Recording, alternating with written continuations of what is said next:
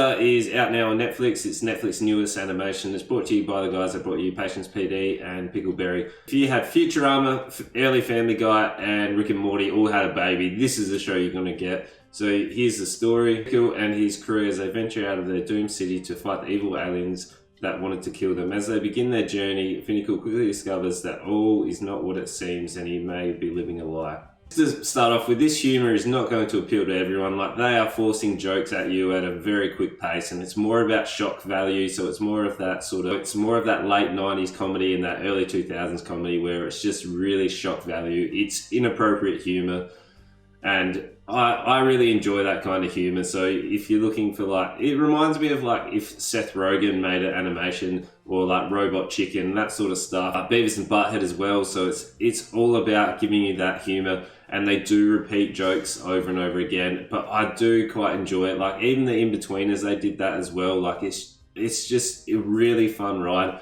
where I feel like people missed about the parody that this is kind of set off. I know people are going to talk about how the characters are one-dimensional, where they're not really giving you much out of their stereotypical role, but I feel like they were giving you, that guy Bazard is actually, he's the knockoff of Skeletor, where he even lives in like Grey Skull Castle, like his version of that. And then you've got the main guy Farzar, who is essentially the big muscle bound guy who's like He-Man, but just the jokes, I was laughing throughout. I really enjoyed it, and I really liked how it did not take itself seriously. The story isn't like, it's not going to blow your mind in terms of a story, but it's very simple in terms of the story. But all about it, like, they're poking fun at obviously Futurama. Like, you can see the dimensions of some of the Futurama stuff. Like, the robot looks like Bender, kind of acts a little bit like Bender, but it's a little bit more woke in terms of how he's delivering his humour. There's a few times where the jokes got a little bit tiresome,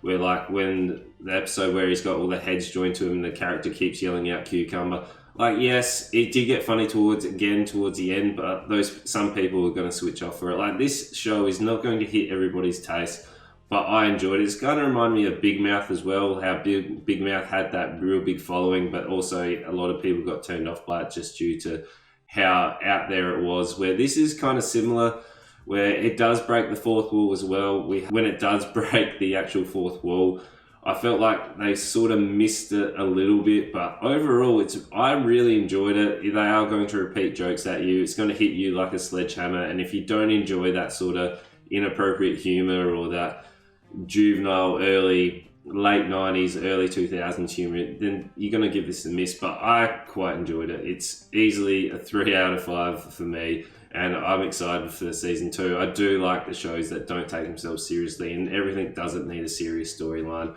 and just everyone's a little bit too precious these days. So yeah, let me know what you thought about it, and if you're going to watch it and you know what to do, make sure you like, comment, subscribe, and tell your friends.